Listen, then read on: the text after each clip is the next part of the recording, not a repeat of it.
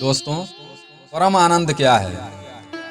परम आनंद वह आनंद है जो कभी नहीं मिटता है, जो शाश्वत है, जो किसी भी चीज़ से जुड़ा नहीं होता, वह अपने आप में परिपूर्ण है। अधिकतर हम लोग यह सोचते हैं, जीवन में सब कार्य पूरा करने के बाद जब सारे कार्य खत्म हो जाएंगे, तब अपने जीवन को आनंद से व्यवस्थित करेंगे और जीवन में आनंद से रहेंगे। परंतु दोस्तों, आखिर आनंद के लिए सबसे ज़रूरी चीज़ क्या है, जिसके पीछे हम केवल भाग रहे हैं, जिसको आनंद समझकर हम उसके पीछे भाग रहे हैं? क्या वह वास्तव में परम आनंद दे सकती है, या केवल हम भ्रम में जी रहे हैं? क्या कोई एक ऐसा व्यक्ति जिसके पास कुछ भी नहीं है, धन दौलत सुख सुविधा ना होने के बावजूद भी, क्या वह आनंद को प्राप्त कर सकता है? दोस्तों, इस कहानी में इन सारे सवालों का जवाब मिल जाएगा। नमस्कार दोस्तों, जीएस इंस्पायर्ड में आपका स्वागत है। कहानी शुरू करने से पहले हमारे चैनल को सब्सक्राइब करें। अगर कहानी अच्छी लगे तो लाइक करें, कमेंट करें और ज़्यादा से ज़्यादा दोस्तों के साथ शेयर करें। दोस्तों, यह कहानी पूरी काल्पनिक है, इसका वास्तविकता से कोई लेना देना नहीं, परंतु इस कहानी से हम बहुत कुछ सीख सकते हैं, समझ सकते हैं। आइए कहानी शुरू करते हैं। एक राजा विश्व विजेता होने के उद्देश्य से अपने छोटे से राज्य से निकलकर दूसरे राज्य की तरफ जा रहा था। रास्ते में एक नदी के किनारे एक फकीर नग्न अवस्था में रेत पर लेटा हुआ था। राजा ने देखा, ना तो उसके पास कपड़ा है, ना ही बिछाने के लिए बिछावनी, फिर भी वह रेत पर मस्ती से लेटा हुआ है। राजा ने सोचा, चलो कल इस फकीर से मुलाकात करेंगे। फिर सुबह होते ही घोड़े पर बैठा और फकीर के पास पहुंचा। सर्दी का मौसम था, खूब बढ़िया धूप निकली हुई थी। राजा ने उस फकीर से कहा, आखिर आपके पास ऐसी क्या चीज़ है जिससे आप इतने आनंद में हो? फकीर लेटा हुआ था, उठकर बैठ गया और राजा से बोला, तुम्हारे पास तो इतना सब कुछ है, क्या तुम आनंद में हो? राजा फकीर की बातें सुनकर हक्का बक्का रह गया। राजा को उस फकीर से ऐसे जवाब की उम्मीद नहीं थी। राजा चुप रहा। फिर फकीर बोला, हाँ, मैं आनंद में हूँ। तो राजा ने कहा, आप ठीक कहते हैं, हमारे पास सब कुछ होते हुए भी बस यही एक चीज़, आनंद, जो हमारे पास नहीं है। तो फकीर ने कहा, फिर सब कुछ होने से क्या फ़ायदा है, जब तुम्हारे पास आनंद ही नहीं है? और सब कुछ होने से और आनंद से कोई संबंध नहीं। अगर तुम यह सोच रहे हो कि अपने साम्राज्य को बढ़ाने से और दुनिया जीतने से आनंद की प्राप्ति होगी, तुमसे बड़ा और कोई मूर्ख नहीं हो सकता है।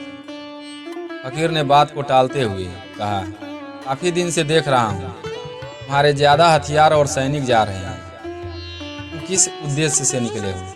आखिर तुम्हारा इरादा क्या है? राजा ने कहा, पहले मैं मध्य एशिया जीतूंगा और फिर बाद में सोने की चिड़िया कही जाने वाली भारत को जीतूंगा। फकीर राजा से पूछता है, उसके बाद क्या करोगे?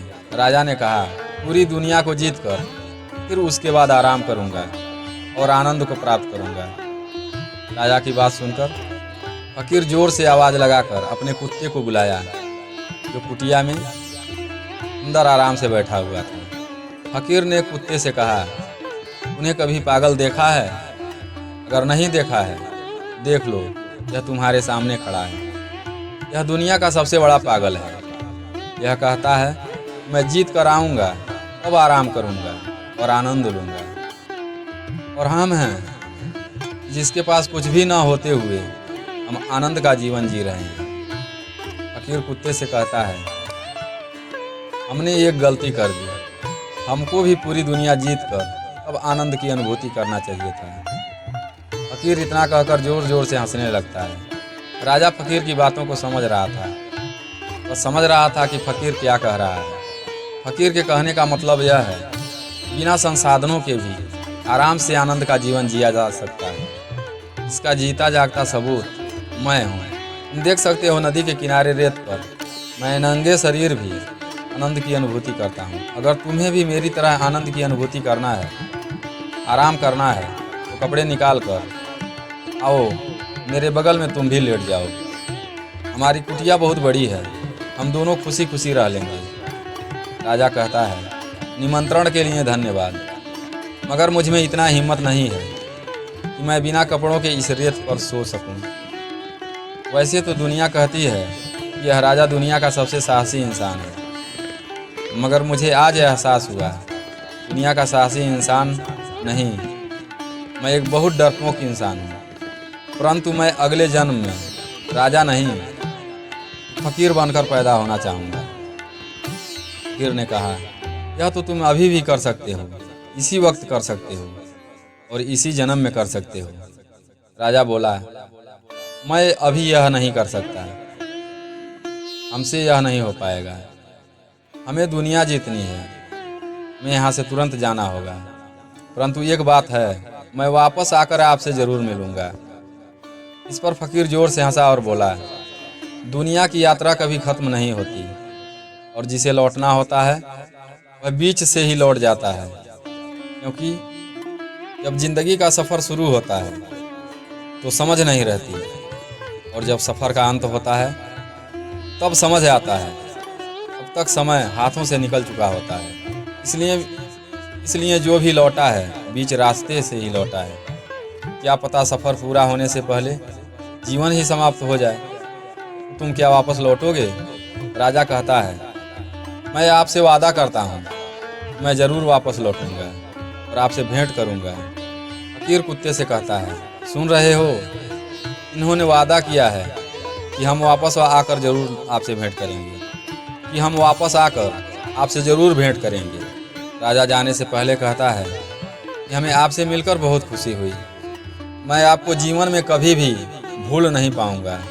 आप जैसा आनंदमयी जीवन जीते हमने किसी को नहीं देखा। राजा फकीर से कहता है, मैं सम्राट हूँ, आप बताइए मैं आपके लिए क्या कर सकता हूँ। फकीर हंसने लगा और बोला, आप हमारे लिए क्या कर सकते हैं? कुछ भी न होने के बावजूद सब कुछ तो है हमारे पास, और सबसे बड़ी चीज़ है आनंद। अभी इससे ज़्यादा क्या चाहिए? फकीर की बातें मानो राजा के दिल पर घाव बना दिया। वह मन महसूस कर वहाँ से चला गया। सोचने लगा, इसके पास कुछ भी ना होते हुए यह कितना आनंद में है, और एक मैं हूँ कि हमारे पास सब कुछ होते हुए भी एक तिल मात्र भी आनंद हमारे जीवन में नहीं है। फिर राजा सेनापति को आदेश देता है और सभी मध्य एशिया की तरफ प्रस्थान करते हैं। मध्य एशिया पर विजय प्राप्त करने के बाद राजा की रहस्यमय ढंग से मौत हो जाती है, लेकिन मृत्यु के पहले राजा को फकीर की बातें जरूर याद आई थी, जो कि फकीर ने कहा था कि अभी आराम कर लो, क्या पता लौट कर फिर आना होगा या नहीं, क्योंकि संसार की यात्रा कभी पूरी नहीं होती। अब तो फकीर और फकीर का कुत्ता भी उस पर हंस रहे होंगे। काश मैं फकीर की बात मानकर फकीर के पास आराम कर लिया होता, फकीर के बातों को समझ लिया होता। परंतु संयोग की बात यह है कि जिस दिन राजा मरा, ठीक उसके 1 घंटे के बाद साधु की भी मृत्यु हो गई। स्वर्ग की तरफ राजा आगे आगे जा रहा था। चूंकि साधु की मौत 1 घंटा बाद हुई थी, साधु राजा के पीछे पीछे जा रहा था। राजा को अपने पीछे किसी को आने की आहट मिली तो राजा वहीं पर रुक गया। फिर उसने जो देखा वह बहुत आश्चर्यचकित हो गया। यह तो वही साधु थे जो रेत पर मिले थे। साधु से मुलाकात हुई। उस समय साधु बिल्कुल नग्न अवस्था में थे और राजा भी नग्न अवस्था में ही थे। राजा ने साधु को पहचान लिया। तब राजा ने कहा, आप तो वही साधु हैं जहां आपसे हमसे नदी के किनारे रेत पर मुलाकात हुई थी। इतना सुनकर साधु जोर जोर से हंसने लगता है और कहता है, क्या तुम्हें अभी भी समझ में नहीं आया कि हम में और तुम में राजा कौन है और कौन फकीर? मैं तो पहले भी नंगा था, आज भी नंगा हूँ, लेकिन तुम बताओ, कहाँ गए तुम्हारे राजसी पोशाक और तुम्हारे धन दौलत, हाथी घोड़े, सैनिक सेनापति, और कहाँ गया दुनिया का जीता हुआ साम्राज्य? इसको तुमने कहाँ छोड़ दिया? इसको भी तुम्हें साथ हिलाना चाहिए था। फकीर ने कहा, तूने जीवन भर वह चीज़ इकट्ठा किया जो मृत्यु के बाद खो जाता है। मृत्यु के पश्चात धन दौलत, हीरे जवाहरात, बंगला, घोड़ा, हाथी, तुम सब कुछ साथ नहीं ले जा सकते। तुम तो पूरी दुनिया जीतने निकले थे और जीत भी लिया था। फिर बताओ, दुनिया का कौन सा कोना तुमने अपने साथ लिए जा रहे हो? जरा मैं भी तो देखूं। और मैं जानता था कि यह सब चीज़ साथ नहीं जा सकती, इसलिए हमने इन सब चीज़ों को पहले ही छोड़ दिया था। परंतु याद रखना, जो चीज़ पीछे छूटने वाली है उसको हमने पहले नहीं छोड़ा, वह हमें बाद में कष्ट ही देती है। लेकिन यह पीछे छूटने वाली चीज़ तो हमने पहले ही छोड़ दिया, तो वही हमें सुख और आनंद की अनुभूति कराता है। वही सबसे बड़ा आनंद है। हमने अपने जीवन में वही चीज़ इकट्ठा की जो मौत के बाद भी हमारे साथ है, और तुमने जो चीज़ इकट्ठा की वह मौत के बाद अब तुम्हारे साथ नहीं है। इस पर राजा ने कहा है, मैं उस दिन भी आपसे एक बात कही थी और आज भी कहता हूँ, मैं अगले जन्म में राजा बनकर नहीं, एक फकीर बनकर पैदा होना चाहूँगा। इतना कहकर राजा स्वर्ग की ओर बढ़ चला और फकीर वहीं पर खड़ा होकर राजा को देखता रहा। दोस्तों, हम सभी को पता है कि मरने के बाद कोई कुछ नहीं ले जाता है, फिर भी यहाँ संग्रह में लोग लगे रहते हैं। अब संग्रह करने का तरीका गलत हो या सही, और संग्रह करता हर कोई है। कोई बेईमानी से करता है तो कोई ईमानदारी से, परंतु परम आनंद उसी को प्राप्त हो सकता है जो इस संग्रह से परे है।